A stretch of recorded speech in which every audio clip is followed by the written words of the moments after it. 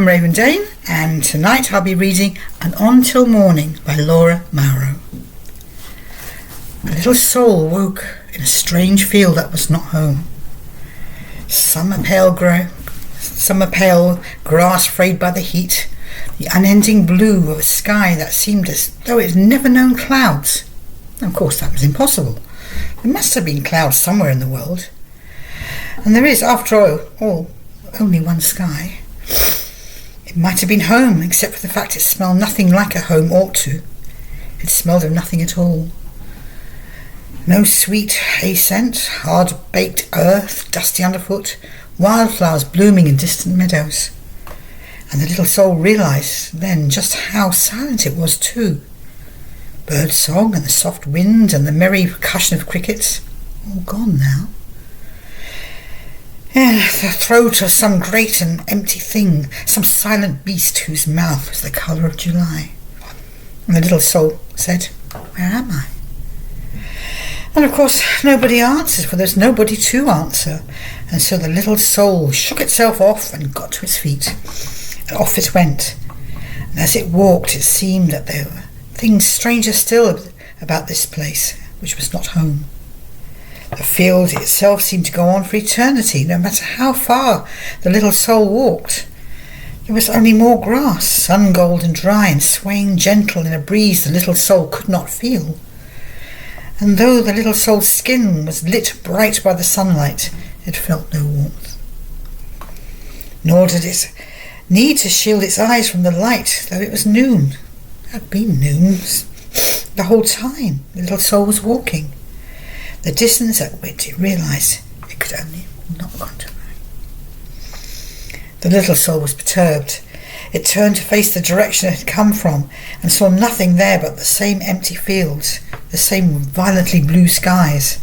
And the little soul thought, "It's no good retracing my steps when I cannot remember where I was before." So it resolved to continue onwards. Had there been a before? Surely there must have been, if the little soul was possessed of notions of home, and the certainty that this was not there. And what, in any case, was a home? Somewhere where the air smelled like dry grass and sunflowers, the little soul supposed. Somewhere where voices called one's name. Somewhere where one had a name. It seemed a shoddy definition, but the little soul did not have much else to work with. It'd be nice, the little soul thought wistfully, to have a name. On the little soul walked, and such hot earth ought to have burnt its bare soles. But it felt no discomfort. It wondered at the clothes it had woken in. Pastel nightgown, washed, faded and worn. Somewhere in the recess of its memory, or perhaps imagination, the little soul thought it was passing strange to be outside in bedclothes without so much as a pair of socks.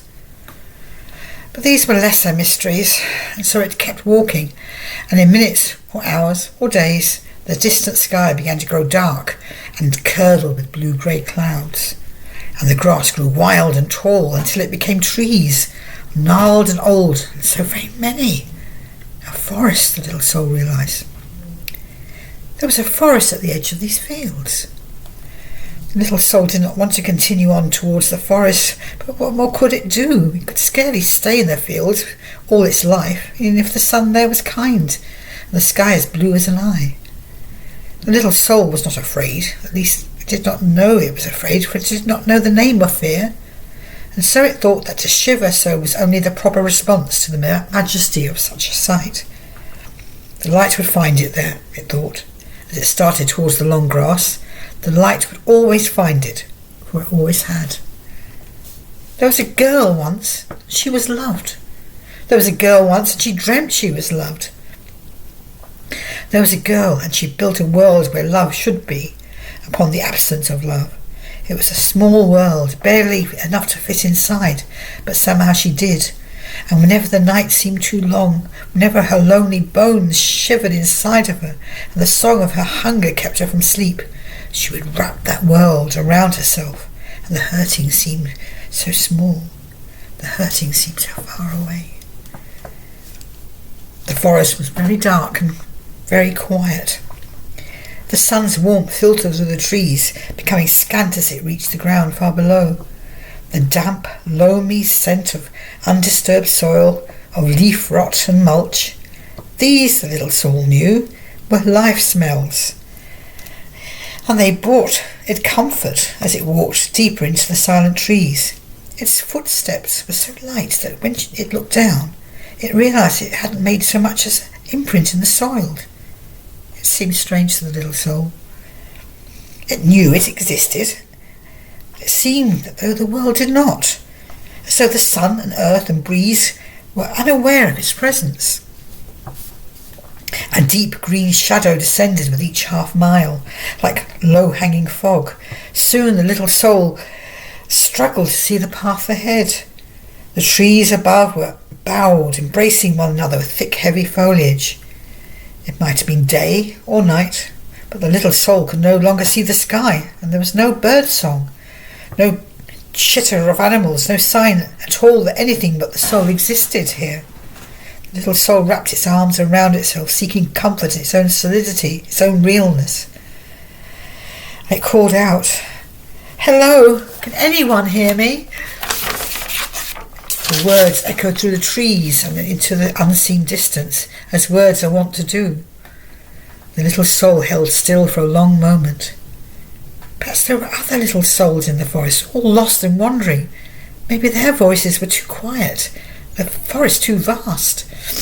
Oh, thought the little soul, sitting despondent on a gnarled knot of a mossy tree root, knees drawn tight to its chest. I've made such a terrible mistake. It ought to have stayed in the light. It ought to have lain down beneath the golden sun and closed its eyes and slept there, like it had when... The little soul paused. A sound, thin and trembling like the wet wings of a butterfly. It turns its head, chasing the source. Somewhere, something was crowing. Slowly the little soul uncurled. It wasn't a lost kind of sound. It was a joyful sound, a summer sound, like the lake shore crystalline at the height of noon. The little soul wasn't certain it had a heart, but something inside her leapt in relief. It straightened its shoulders, turned east, and ran laughing towards the sound. A hunger that persists beyond one's natural limit ceases to be hunger. It becomes a background noise, a low hum in the soundscape, and pain creeps in, gradual as a disease, until you forget what it's like to ever been hungry. You send it away from you, buoyed on pieces of yourself, trussed up and drifting towards an inexorable horizon beyond which only the night lives, unending, like the edge of the world.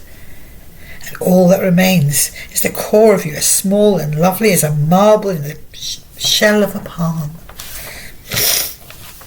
The little soul let laughter carry it, dancing through the forest, light of foot, and it did not matter, it could hardly see what lay ahead of it. For only beautiful things made summer sounds. It flew, and such was its joy that it did not notice the way the breeze failed to comb fingers through its hair, or how its laughter did not bounce from tree to tree.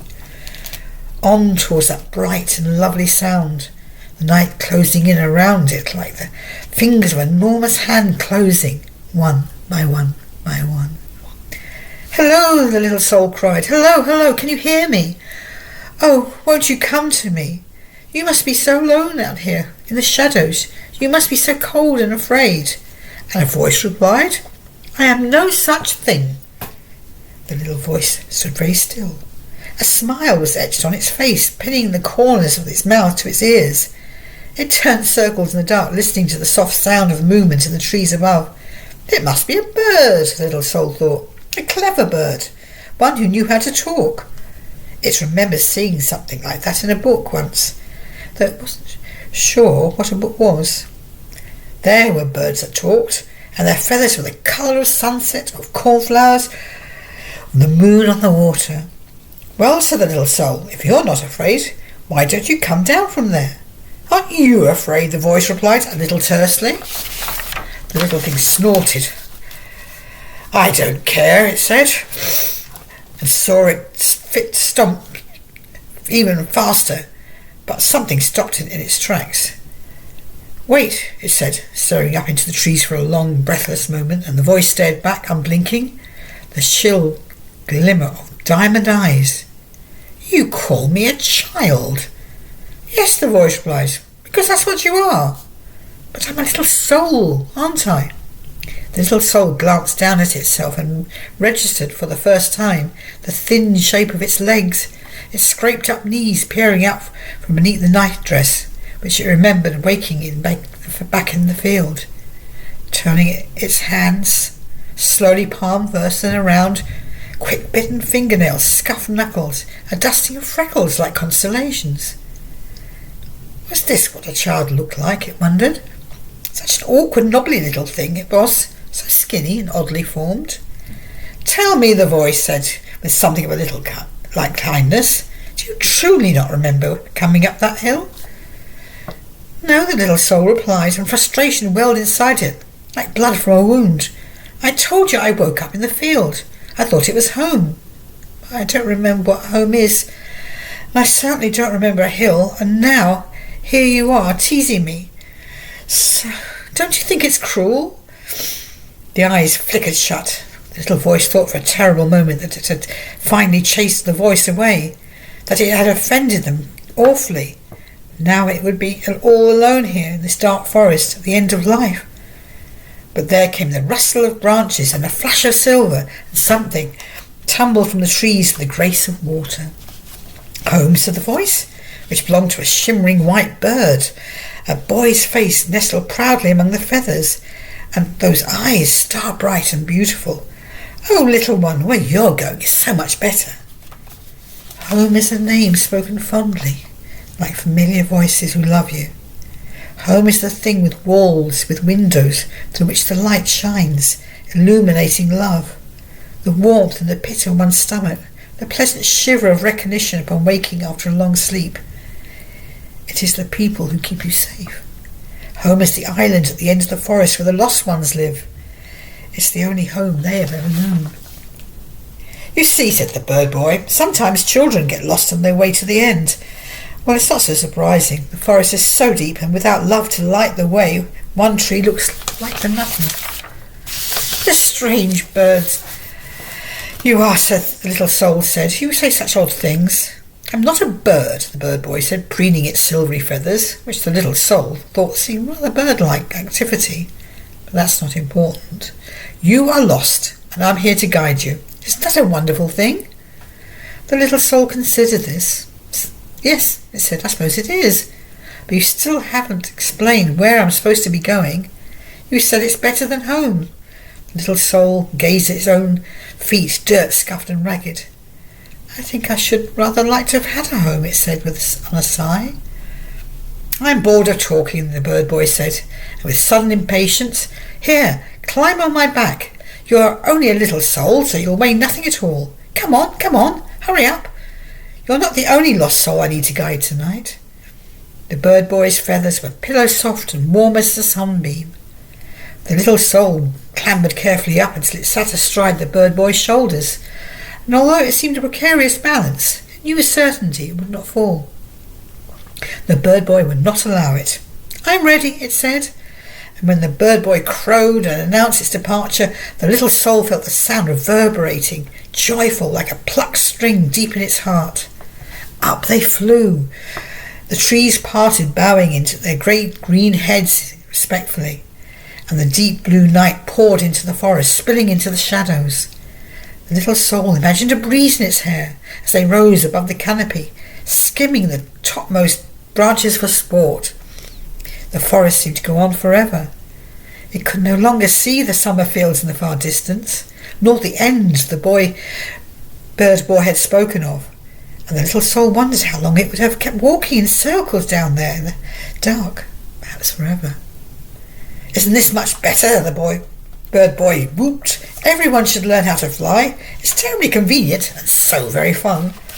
Could I learn? The little soul asked. It was fun.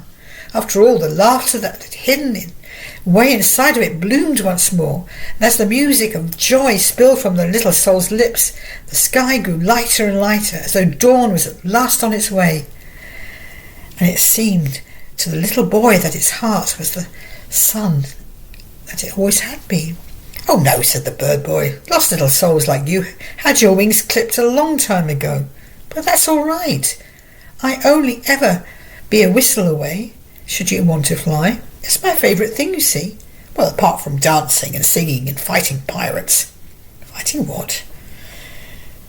But the bird boy veered sharply towards then, and the little soul shrieked, but in happiness, for it still did not know the name of fear, had left it behind in the before place, which was supposed to have been home for a time. They burst through the clouds in a puff of vapour, spinning higher and higher. Candy pink clouds and beating wings and burning hot sun, all the way up here, where there was no such thing as hurting. And when the bird boy crowed, the little soul understood that this too was laughter. "Will there be dancing where we're going?" the little soul asked. "Oh yes," said the bird boy, "dancing and feasting and singing, and all the lost ones will be so happy to see you. It's a special place, you see. Most people end up in the silence after. The ones who have lived full and well, who have been loved all their lives. All they want to do at the end is sleep. But you, little one, you get to live. For you, the end is an adventure. Isn't that just wonderful?" The little soul lay its cheek against the bird boy's soft feathers, felt the hum of its pulse, and pretended it was its own. "Yes," it said, soft, "I suppose it is."